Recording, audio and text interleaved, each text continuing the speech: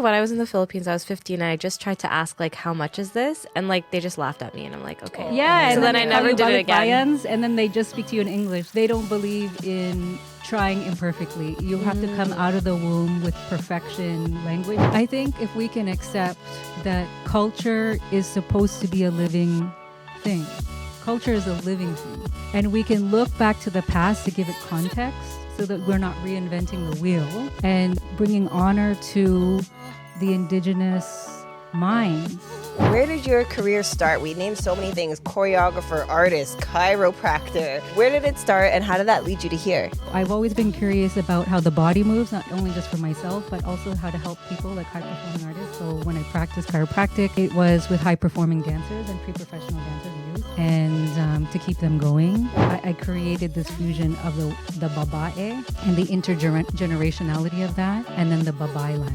I wanted to show Filipino women that weren't subservient, that could reclaim their intuition and be fierce.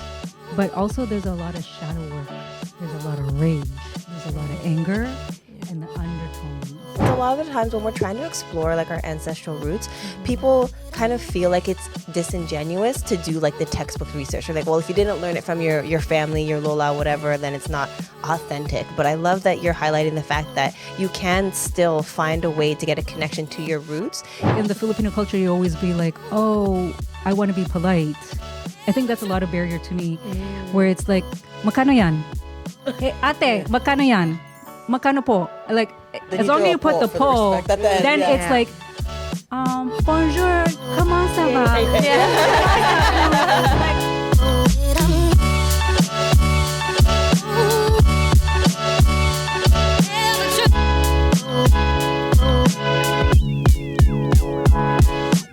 What's good, everybody? You got Jada. I'm Kai.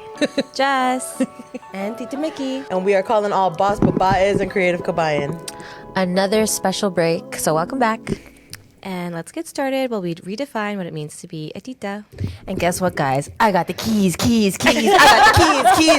I can see all the stats. I see who's subscribing, logged in. She does. who's not. She is logged in. I got the info. Can you tell what she's been listening to?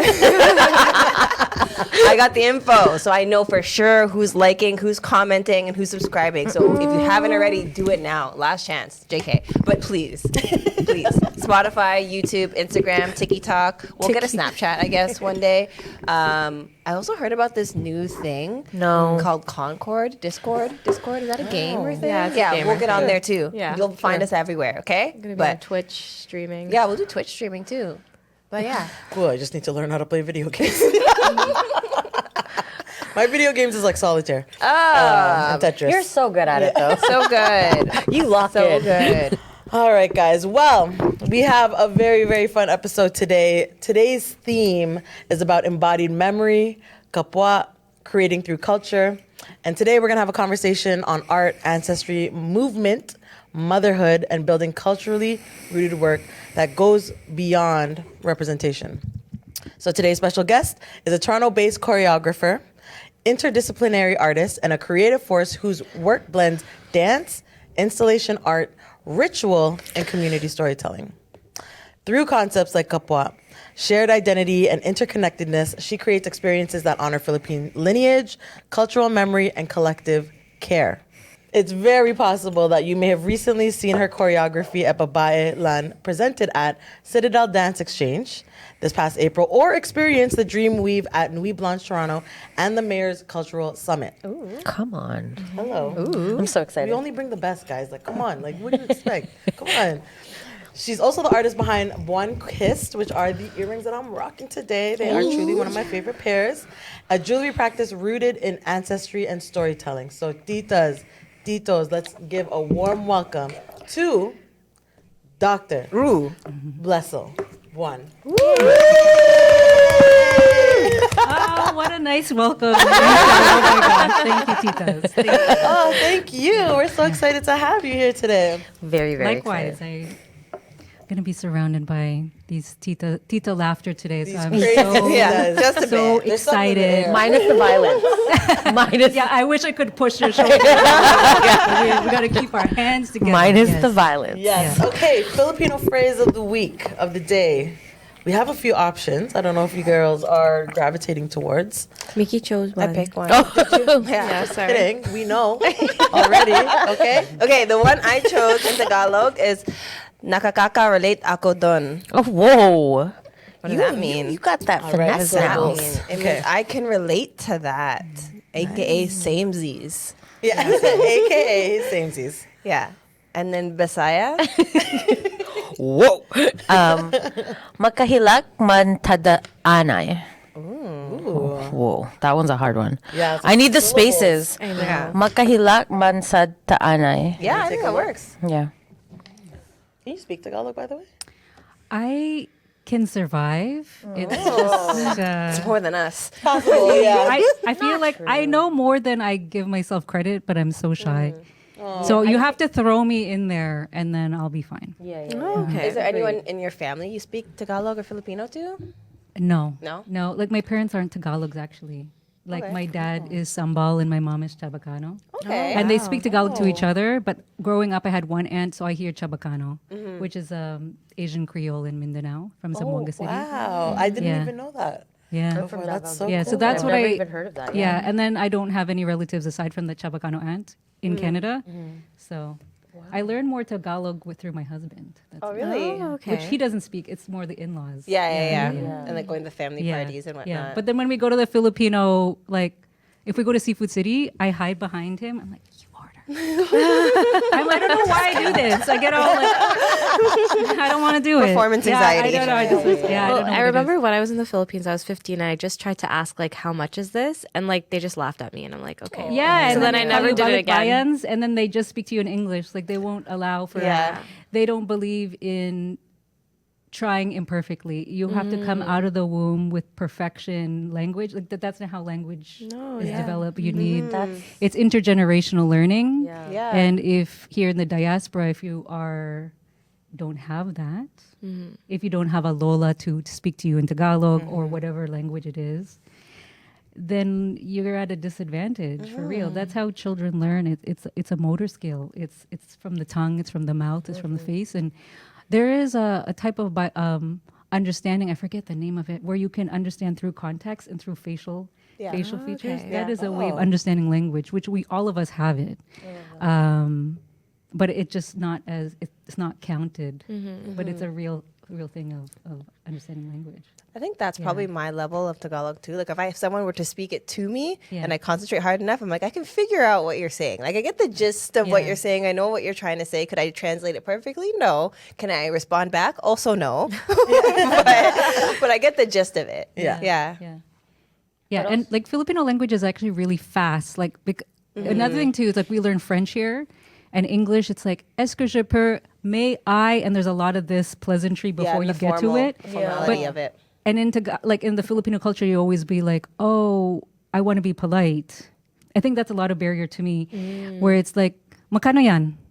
Hey, ate, makano yan? Makano po? Like, Then as you long as throw you a put po the for the po, respect at the end, then yeah. it's like, bonjour, comment ça va? Like, there's no pleasantries. It's fast paced. So once I realized that, then it's like, oh, okay, you can go. You can say it. Yeah. As long as you throw in a po there. Like, fine. That's the po But and it's enough. very The safety net. different. It's very different in the way we socialize here and how to like approach an elder, right? There's I love less the way you words. just called that out. I know, I love the took food for that thought. I word love Because before. to me, I'm like, that's rude. But Yeah. right? Oh, magkano yan? Oh. Doon. Mas mura dito. Like it's like it seems like so like, but it's fast if you actually look at it. Like if you Yeah. go there, everything's fast and you have to yell and you have to like, and it's like. Right? And it's like a lot of facial pointing. You get I feel away like with the it. So I feel nonverbal you could survive. is very much part of our Yeah. language as well. Or Yeah. the ano. Get the ano. Ano yan? Ano ba? This just reminded me of another Dai skit as well. Oh yeah. So joke. She's so good. She's too many. Oh man. Okay. Well, I've already learned a lot. I was only been like 5 minutes. Language lesson. Yeah. We're gonna. Oh, go ahead. Go ahead. No, yeah. you first. Nope. No, ladies first. Go ahead. So polite, guys. We're Filipinos. doing Supposed to hello. get to the We're point. done. We're taking a break. Yeah.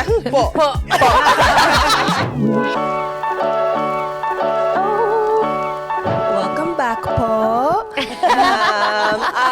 So we are here with Dr. Blessyl, and we're gonna get to know her story. But first question I have is, tell me about the doctor. Like, what is your doctorate in? Yeah, I am a doctor of chiropractic. Oh, cool. Yeah, and just call me Blessyl. Okay. It's all. I mean, it's Don't make it weird, guys. yeah. It's just titas among titas here. Yeah. No, I have a doctor of chiropractic. That's part of my education, and then a period of time I was in clinical practice. Oh, very cool. Okay, so let's start at the beginning then. Where did your career start? We named so many things: choreographer, artist, chiropractor. Where did it start, and how did that lead you to here? I mean, gosh, like the beginning of when I started making money. Yeah, like, like the beginning. The beginning. The beginning of beginning. I mean, I was 14 and I started to assist dance classes teaching dance. And then growing up, I would teach swimming and lifeguard. And so I was always coaching movement. And then but then it's always within an art context or like an athletic context. And this is in the 90s, 80s and 90s. There's no internet. I'm the firstborn child of 3 daughters, Filipino parents in Scarborough. And literally, like, I was such a creative person, but I was also so intrigued with the human body and the human movement. So when it came down to grade 12, kinesiology was the one that seemed to... I mean, I wanted to go to art school, but those programs were college degrees at the time.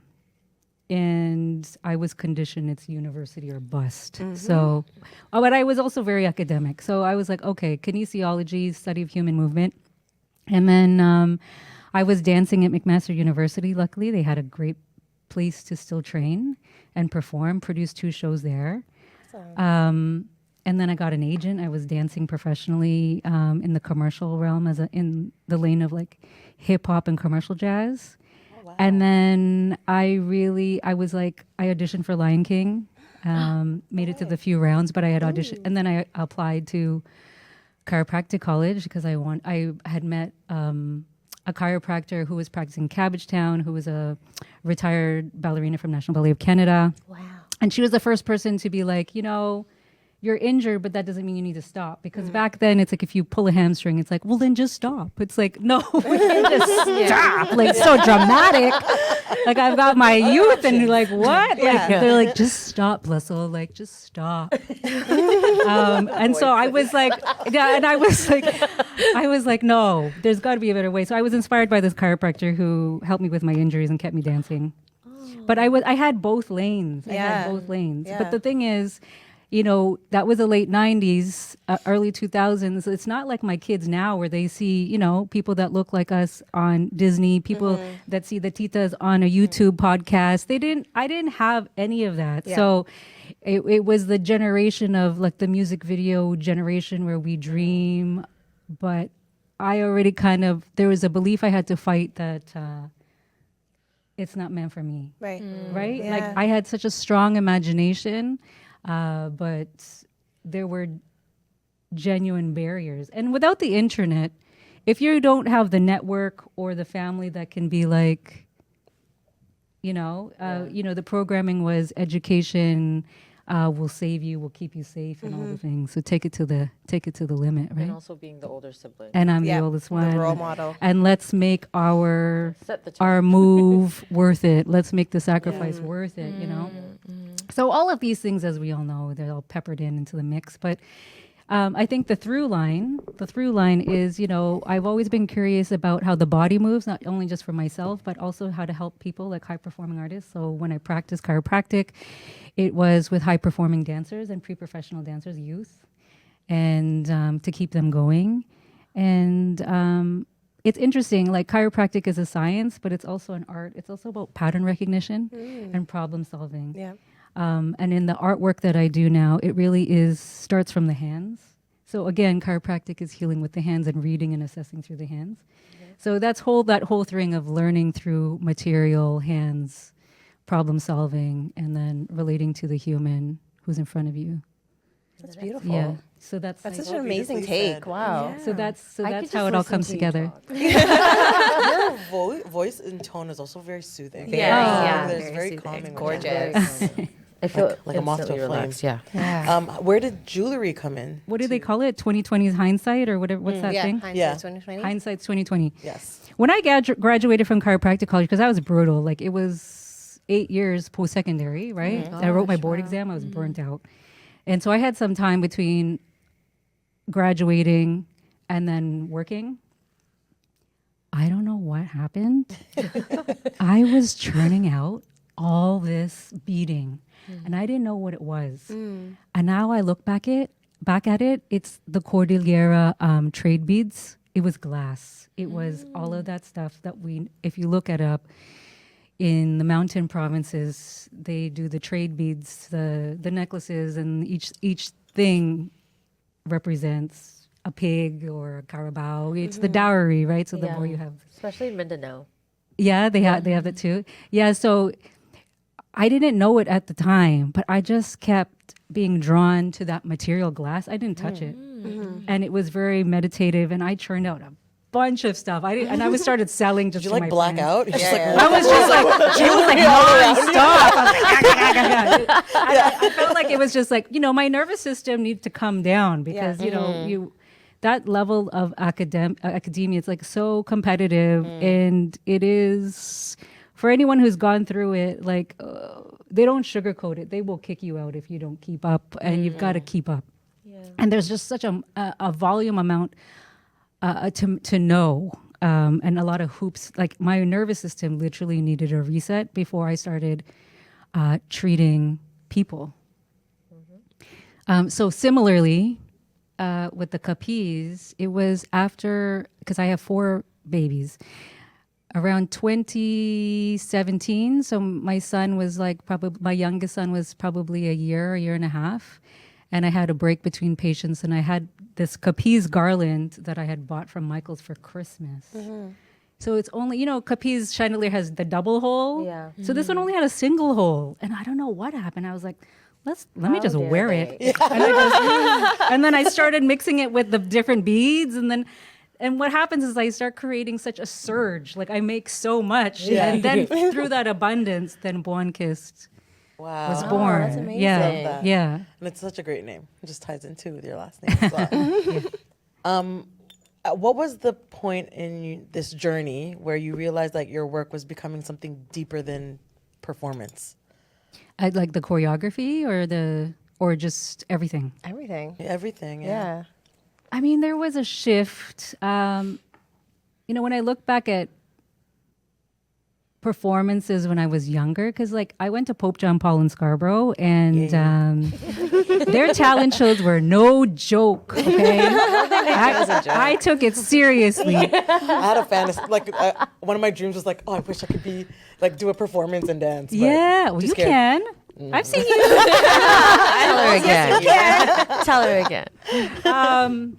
So when I started choreographing stuff, it's about like world building. Even at that age, even when you're using pop music or whatever, it's like the imagination that comes out of the body, the world building, the intensity of how you look like all around. That's always been a part of my, the way I perform, to the point that I thought every dancer does that. A lot of young dancers, some have it right away, but it's something that needs to be trained. It's about coming from within the heart space and having an imagination of where you're going, how you're going to relate or tell a story. So that's always been there, but I think the shift to Filipino contexts shifted around 2014 when I started dancing with Hatao Performing Arts, which you had Victoria on. So Victoria was there. And so we would rehearse in Kensington. That was the first time I actually met Filipino artists that were reclaiming Filipino indigenous, their inherent indigeneity. And a lot of them were Filipino folk dancers, which I'm not. But they couldn't, when I asked them, I'm like, oh, what does this mean? And they're like, I don't know, we just do it because the titas told us to do this, and we just do this, and we put this on. And so it's evolved into like really being intentional of like, okay, the textiles and the adornment being really true to what's actually happening back home. You can't just bang a gong and passable, like we can appropriate our own culture, you know? And so then just from being exposed to that, and then also kind of what they would say bastardizing the folk dances, or what my dad said when he first saw it, he was like, this is not Tinikaling. I'm like, that's right. We're trying to contemporize it, right? And so all of those kind of experiences, you know, leads to the responsibility of research and that depth, and then what stories I want to tell. Yeah. A true artist. So what's a Filipino trait or value that secretly influences your work the most? You know, Filipinos, there's two things. Filipinos have a high tolerance for backbreaking work, the grit. But what is protective is their multidisciplinary, multi-hyphenate capacity. Yes. And that's what brings them into the different contexts. And then naturally you have a very abundant community because you can be the hilot, you could be the mama, you could be the weaver, you could be the builder, you could be the farmer. And when you just kind of, you don't have to be a hero, but you can navigate the different spaces and participate. And so that's the thing about being Filipino that people like to exploit, but that is really the gift. Yeah. It really is. Wow. Yeah, blessing and a curse.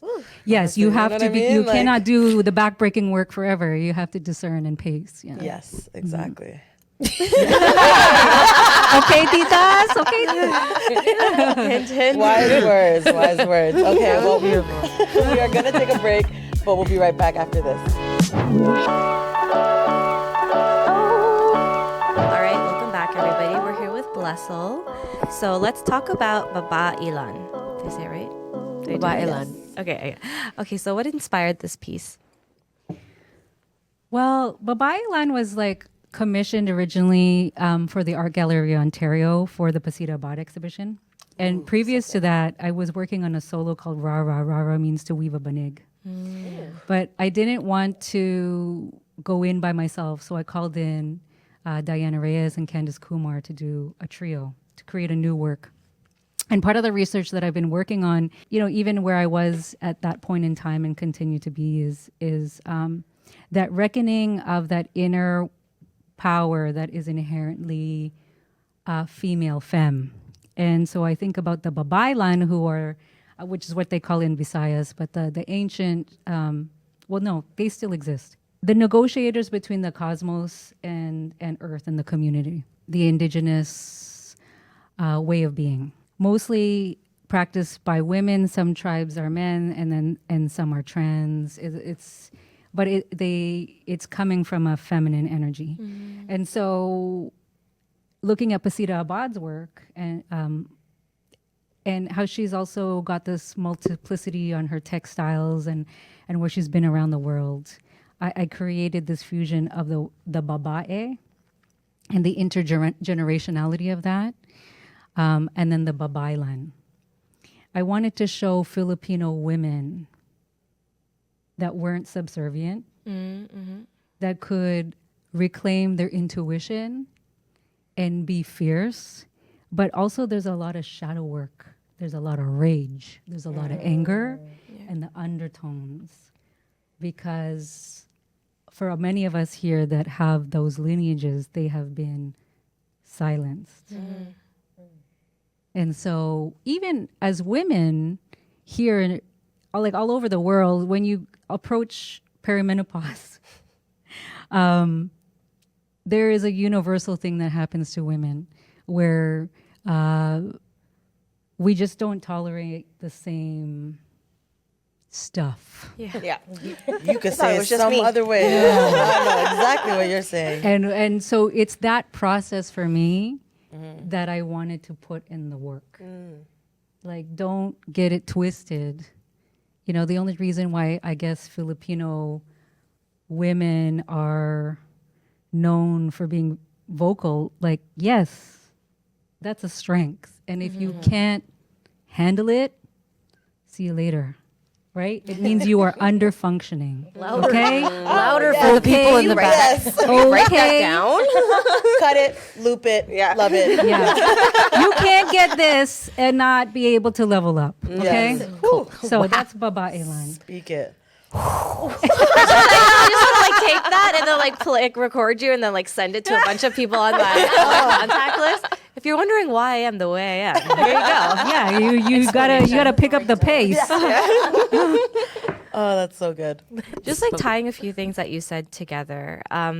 Like you said that you're the eldest of three. So there's four of you or there's three of you? There's three girls, Okay. yeah. And you went to university and you did all these different things. But like, how was like your childhood like growing up? Like, did all of your sisters also go to university and kind of follow after you, or? Yeah, they all went to university.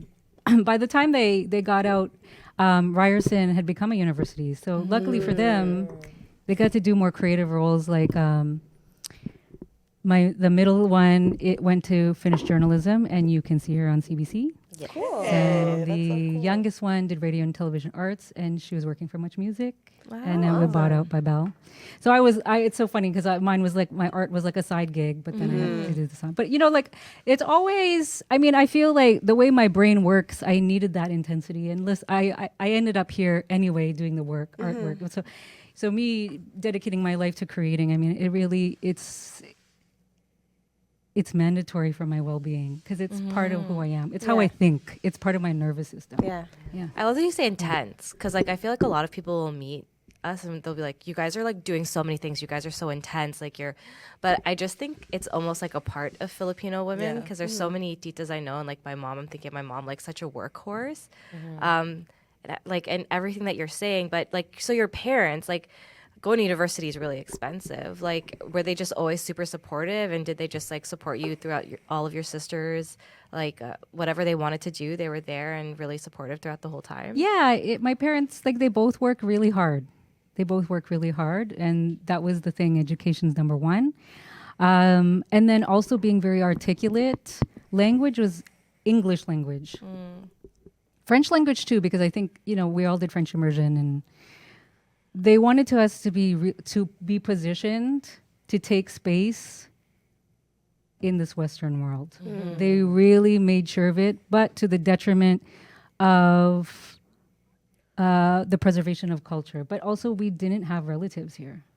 So how did you hang on to it? Because I feel like everything you're saying, like I'm thinking like, where are my indigenous roots from? Like, who do I talk to about it? So how were you able to kind of reach back and like reclaim that and go into it while still doing like the hundreds of other things you were doing? Well, there's like phases, right? Like, you know, you look at like a sound system, like, you know, you can fade it out, you know. It's not all happening all at the same time. Yeah. You know, if I look back in high school, I was always a little bit different. Like, I would wear my mom's bayongs, the straw bags, just because. Yeah. But everybody else, we're not doing that. Yeah. Capis, I always wore them. And I would wear them to my dance auditions. Like, it would just be like something I would do to take up space. But it was something that I think that was intuitive for me. I was really starving for it.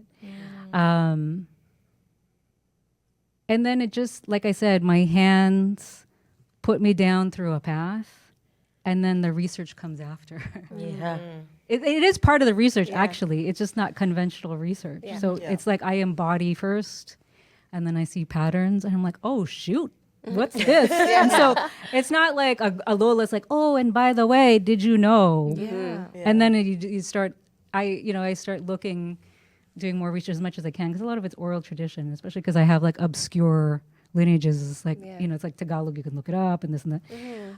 So if it's not like the trending tribes, you don't really get much. So a lot of it, it's really coming from within. Yeah, I love that you said that, because a lot of the times when we're trying to explore like our ancestral roots, people kind of feel like it's disingenuous to do like the textbook research, or like, well, if you didn't learn it from your family, your Lola, whatever, then it's not authentic. But I love that you're highlighting the fact that you can still find a way to get a connection to your roots, even if it's not through your own direct family. Like you can do your own research and find out where you came from, what that means. And it must be particularly hard being on the other side of the world. And like you said, you guys have no family here either, right? So you and your family were kind of isolated. So thank you for sharing that, because I don't think a lot of people really realize that it's okay to do that. And you're just as genuine and authentic, even if you learned it from a book rather than one of your relatives. Yeah, and the book is one way to quote unquote legitimize a finding. It's a very colonial lens to be like, when you think about books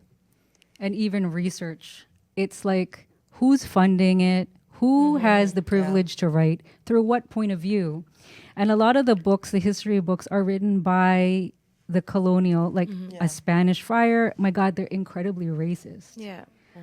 Especially when I try to look up Sambal. It's just so racist. But you just kind of have to, because they were looking down on our people when they were writing it, right? And so you have to have a level of discernment. And then even when speaking to elders, because of that, the culture of that, they don't want to claim indigeneity because that would mean they're backwards or they're uneducated. There's a lot of that where they just don't want to pay attention. So it's a very complicated thing, but you can still find a way to follow those threads. So how do you balance preserving tradition while still evolving contemporary art? Or do you think you should preserve the traditional, and I guess how do you strike that balance between? Even tradition changes with time, because what is tradition? Is it, how far are we going to go back? Are we going into indigenous roots, or are we going just back to our parents, the way they would do it? Tradition is always changing with time. Language is constantly changing. Even if you look at Filipino natives, they are now using polyester, plastic threads, as opposed to maybe cotton. The way they dye might be just using whatever's there. As there's a Cantarinas weave where they take, they're upcycling textiles of polyester and then reweaving it through the loom. Even then, the loom was not a traditional tool, right? I think if we can accept that culture is supposed to be a living thing. Culture is a living thing. And we can look back to the past to give it context so that we're not reinventing the wheel. And also, bringing honor to the indigenous minds that brought certain colorways or, stories. You should be able to find that lineage while also creating your own. And I firmly believe that us in the diaspora are allowed to create our own culture here. Right? It's like we can create our own lane, which is legitimate. I feel like Anna's in a trance. I'm like, I don't even know what to say. Okay, so before we take a break here, what's one piece of wisdom from Filipino women in your life that still lives in your body today? If something is happening that you don't like, speak up. Ay, nako. If you feel like somebody's not being truthful, you need to step in. That's so hard sometimes. And I think sometimes naturally, I know for me, I'm very much like a people pleaser. So I'm very conscientious of offending people, making them uncomfortable. So sometimes that's hard to speak your mind. Yeah, it's hard. It's hard for me too. I have to. You got to really run me ragged, and then I'm. Then it's out. Or else we're gonna get and it. then that's it. Yeah. No pull. No ball. All right, guys, we're gonna take a break, and we'll be right back after this.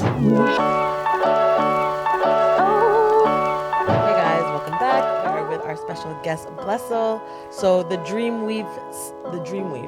So it sounds very immersive and emotional. So can you explain the experience for someone who's never seen it before? Yeah, the Dreamweave started in 2024. I had a solo show at Clark Center for the Arts, and I kind of just whipped up this thing because I was like, oh, one day I want to do Nuit Blanche, and it happened the following Look year. at that. Amazing. But basically, the idea why I wanted to do Nuit Blanche was I wanted to create a participatory installation. And in this case, the Dreamweave is inspired by the banig. And I was doing a lot of research on banig. But the backbone of it is rice bags. And for us, rice is really the currency that keeps culture alive. It keeps your family alive. And on hard times, if at least you only have rice, that's enough. Yeah. Everything else you put on the ulam is, you know what? That's a good day. You know, sometimes I've heard stories of coffee on the rice, just soy sauce on the rice. Yeah. You know, like dried fish. You know, those are the poor stories. Or the Lola, you know, then you reclaim it here. The Lola, you know, took care of a classmate, and it's like, oh, I had coffee with my rice when I was 5. I was like, terrible. But anyway, now he's like an addict. Like, so anyway, it's just one of those things that rice bags for me were such a symbol of the diaspora and cultural preservation. And then I asked the audience to write on dried palm, what do you wish to see in your world? And it was in the one at the Clark, it was unmanned. And I just could not believe people writing in their own script, like Tamil, Babayin, all that stuff, Chinese script, Japanese script, reclaiming their own languages and writing what they wish to see in the world. And it could be something like, and kids, if they couldn't write, they drew it. And it would be like something so innocent, like, I want a puppy. And then, you know, and then like the parents like, they're not gonna get it. And then, or like, I wish my neighborhood had no guns.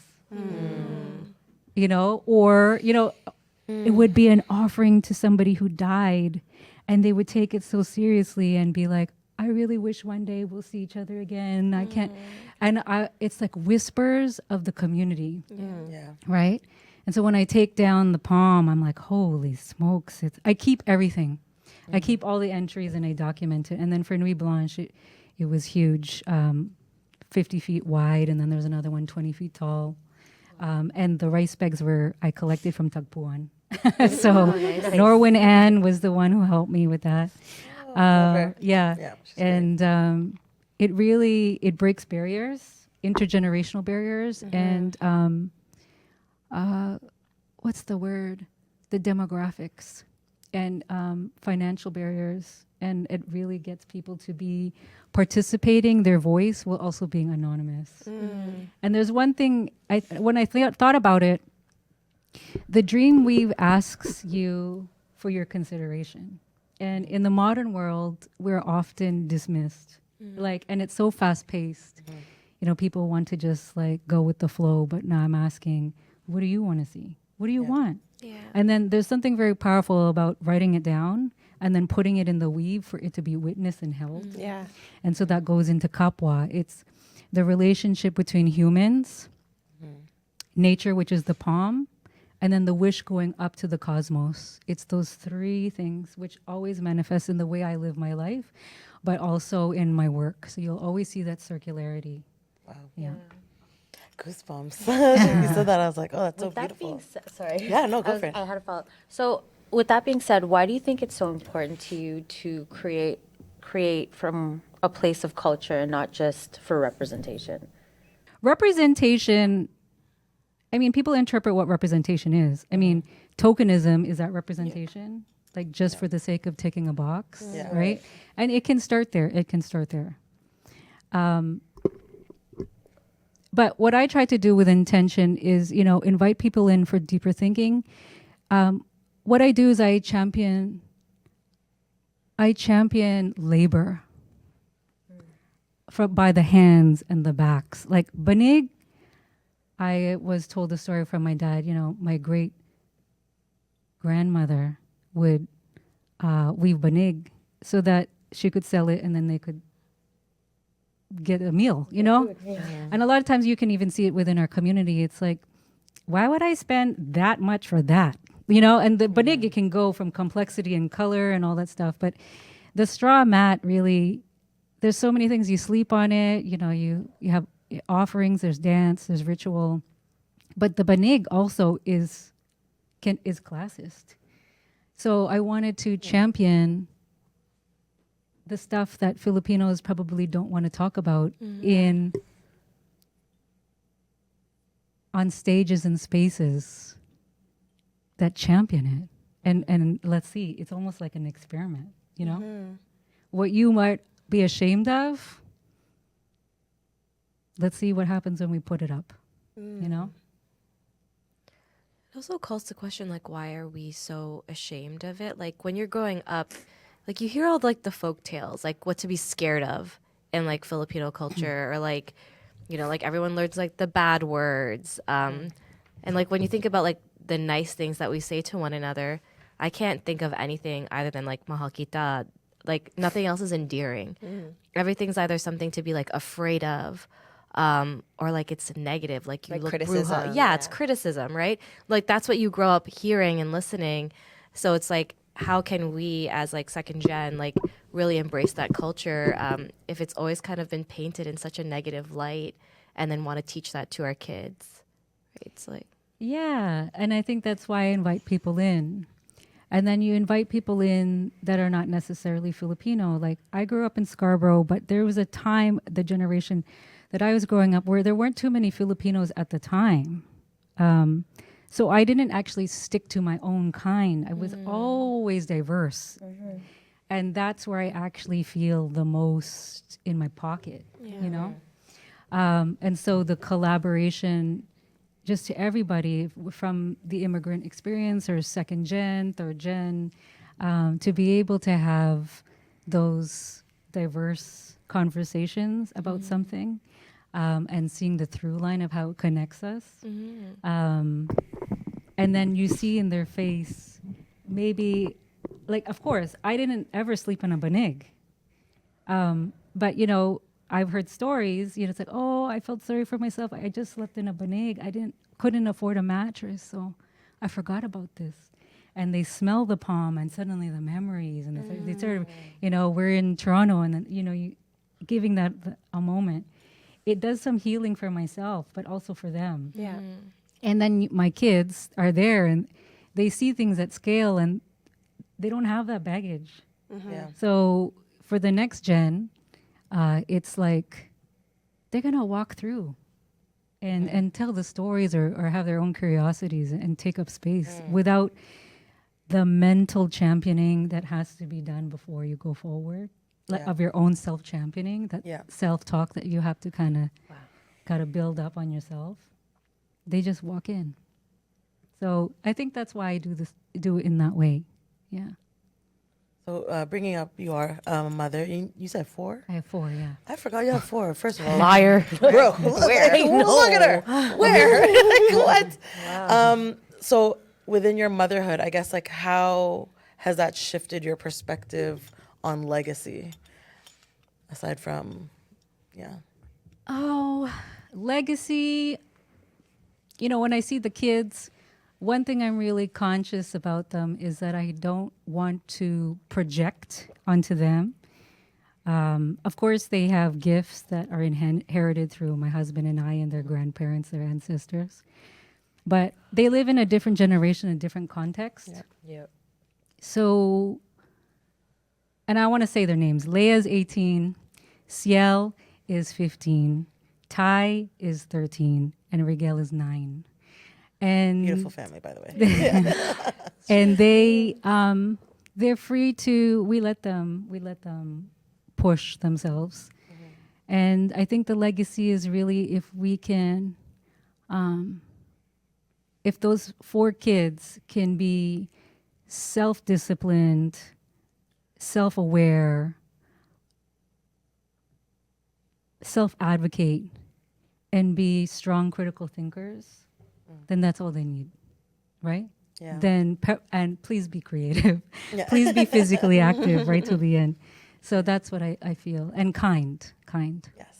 Oh, So those things. I think that's the thing. And then just go. very beautiful. I love that you didn't mention like any education, anything financial, like who they marry. Because I think like when you're growing up, you think, okay, I have to go to university. I have to marry somebody who's Filipino. I have to have X amount of kids. Like for you, it was just like basic things. And I think that you're prioritizing like happiness. And I love that you said kindness, because I think like, you know, like you're taught when you go to a Catholic school and you like, somebody was like joking around, like in the Bible it says this. Like I think that's like a new trend. Yeah, apparently, like the Bible says this, so you have to do it. But there's so many things that like we are supposed to remember growing up, especially going to Catholic school. But there's so many like hypocrisies. We were talking about that earlier, like that we see demonstrated in that kind of environment. And it's like, if only we just taught our kids to be kind and, like you said, self-aware. Like, I think that's such an important one. For whatever they're looking at on their screen, like they have to really think about it in their head and say, well, what am I looking at right now? Like, how does that affect me? How does that affect others? Like, what am I going to take with me and what am I going to leave behind? And I think that creativity has a way of always providing a home for yourself. No matter where you go, it always brings you back, and it brings you to places and stories that I'm sure it naturally unfolded for you organically, right? But I definitely want to continue that, but we're going to take a quick break, and we're going to be right back. I know I quickly touched on creativity, so I did want to ask, how does being a creator, like how does motherhood change how you create, or do you create with your kids? Like, Yeah, like they're in the mix. I mean, when they were babies and I was focusing on chiropractic, it changed. I was dancing, but like it's like stop and go and stop and go. You have to be comfortable with interruption and phases, and maybe you're just creating for self and not necessarily publishing, or you're creating under another person's artistic direction, so that takes a lot off because it's a lot of mental work. But being a creative is also, it's problem solving. It's trying to find a way. You tell me no, I'll find another way. And with kids, there's always a no. Like, let's go. No. And so you gotta have to figure out on the fly how we're gonna convince this kid or kids, that this is a good idea, like, or something. So the creativity changes depending on the context, but it's like, it's just the way you approach things. Yeah. I love that. What kind of example are you trying to, I guess, with that being said, do you think there's an example you're trying to set when it comes to teaching the younger generation about creativity and culture? Like, what do you hope the younger Filipinos creatives see you in the journey? Well, when I working with babae and workshops, I'm usually the oldest one in the room. And just being open to listening to youth, opening to listen to multiple generations, because there's gems there. And basically just allowing for them to have a voice. I think you can be cringe. I mean, the thing with the younger youth now with social media is like you want to get something perfected. And the nice thing about growing up and artistic processes and even just thinking is slow. It takes years sometimes before something being seeded. But the churn for social media, it's just not realistic. Where it's performative. So to really build on true artistry, you need to feel comfortable creating without an audience for a very long time, because being a professional artist, there's more rejection than there is acceptance to the gigs that, so being able to work with vigor and curiosity, doing that self-work to protect your light, because life can bring you down. And then when you are down, can you transmute it into your art, So those are the things that, protecting the youth to be expressive, because one day an adult will come and project onto them their limitations. But if you are limitless, don't believe the hype of a limited life, What? But it gets programmed. Put it on a t-shirt. Give me 5. I'm buying it. Yeah, we are brainwashed to think that we are only one thing. Yeah. So you can start something, stop something, come back to it. And motherhood, you're gonna feel stunted and frustrated. But they grow up, and now they're growing up. So now I'm doing my art part, So yeah, just keep going, I'm just gonna mention one of my favorite memories was meeting you at that looming art session. Remember, you brought your daughter, and oh my gosh, I see her face, and I'm like, oh my gosh, I'm trying to remember her name right now. Maybe it was Ciel. Because Yes, I've been to different things, so now I'm trying to remember. So we did the looming art. I think there was a few weeks of that, which I really enjoyed. Oh, right. I Right? remember that. And then we did a parole in the end. Yes, Okay, yeah, with yes, Hubby and then Hubby we Pole. did the Yes, parole. yes, yes. So that was really fun. I Yes. enjoyed doing that. Yes, yes. And then because we were introduced with each other, then we had the socials. And one of my favorite clips was when you were at a party. Where was it? And your daughter, you started dancing. Yeah. Killed it, by the way, but obviously. And then your daughter came and she recorded you and she was like hyping you up, which like I thought was so adorable because it's so easy. Like, you're like, Mom, Dad. No, like, it you wasn't you my can come daughter. off cringe so fast. Yeah. No, it was Sienna Marie, who's who's a dancer. But that's what I'm saying. It's like the younger I Jen. thought that was your daughter. Plot I'm sorry. twist. My kids were there. My kids were there, and then we did this like, I guess, a cipher at the end. Yeah, Because, it like, was so everybody left cool. Cultura, and then we were just like playing. I loved it. And then, but it was like the young ones. So like, I'm like the Tita, and then like literally a Tita. Yeah. No, But it was just like everybody was this, surrounding you. Yeah, you yeah, did it was amazing. cool. It was It fun. was Yeah, so no, good. it was Cipher fun. with your mom has got to Like, be hello. So cool. That's crazy.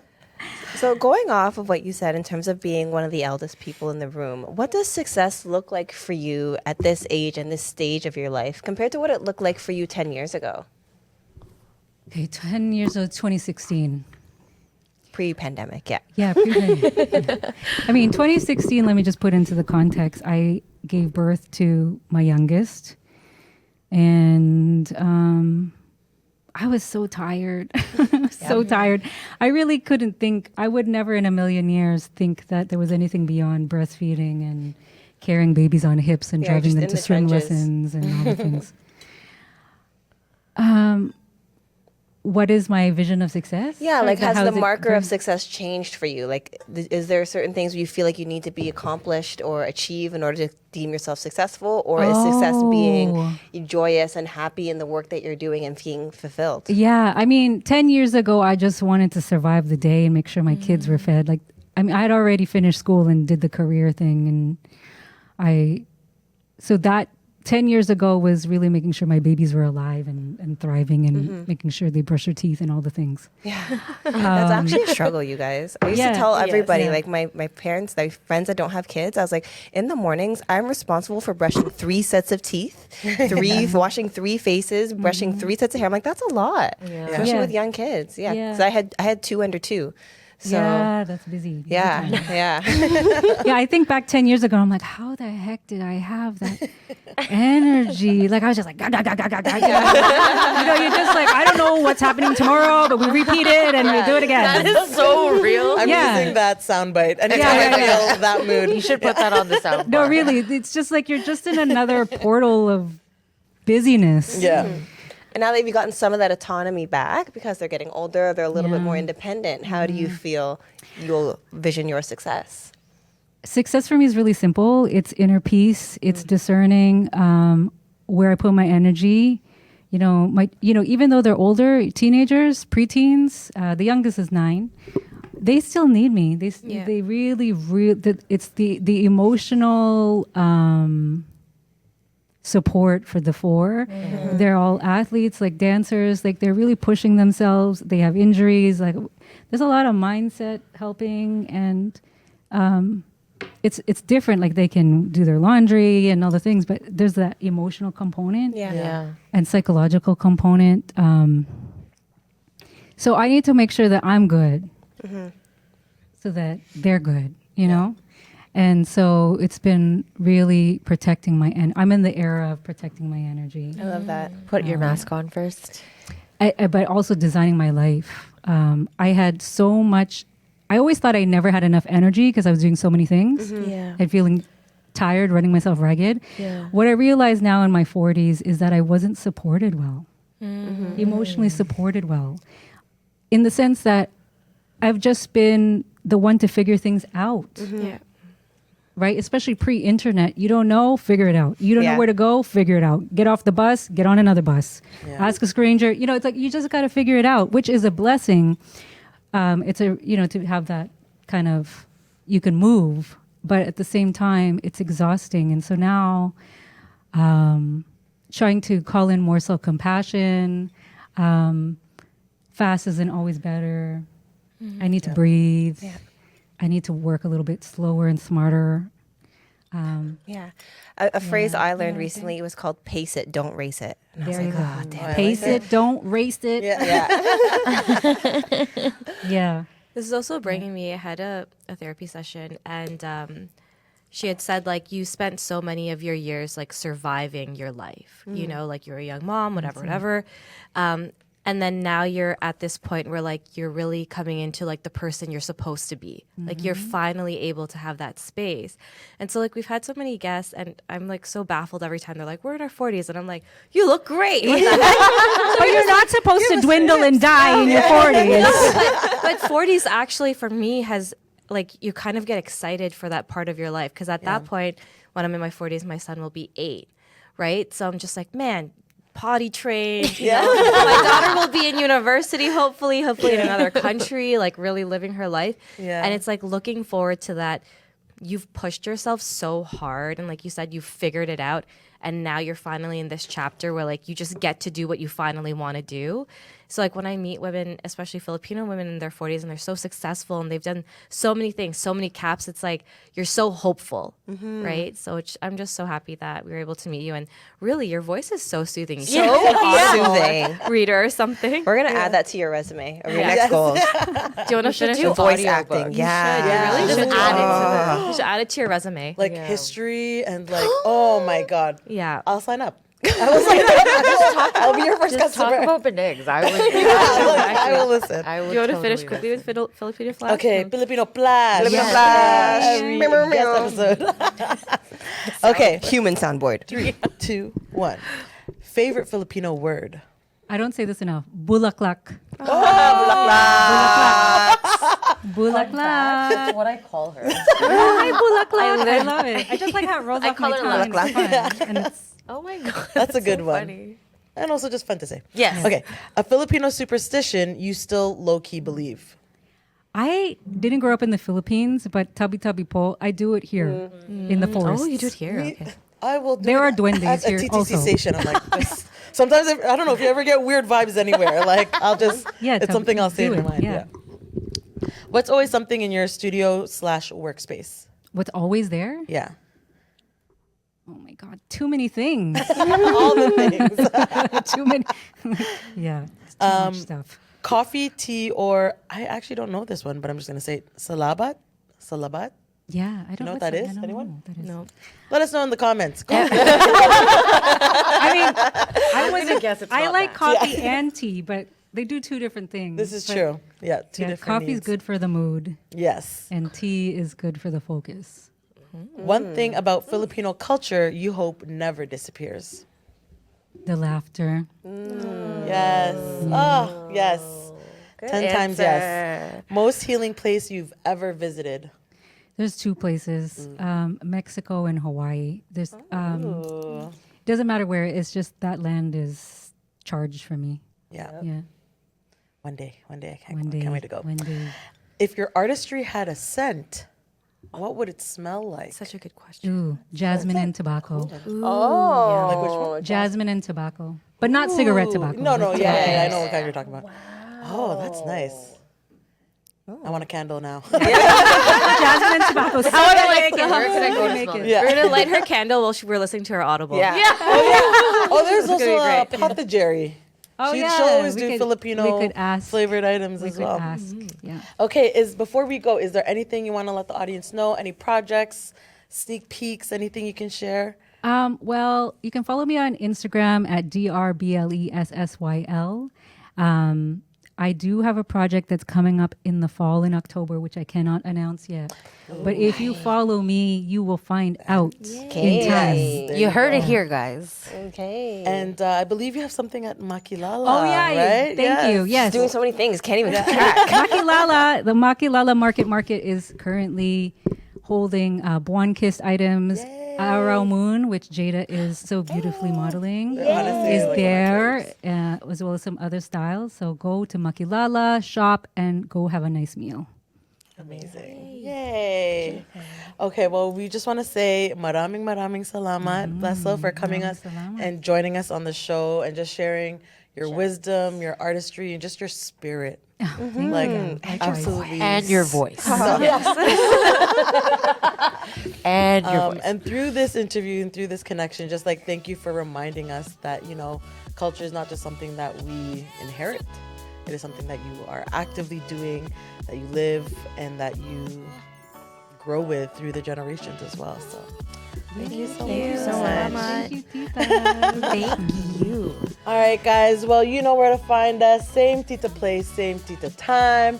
And until next time, ingat. Amping. Po. Po.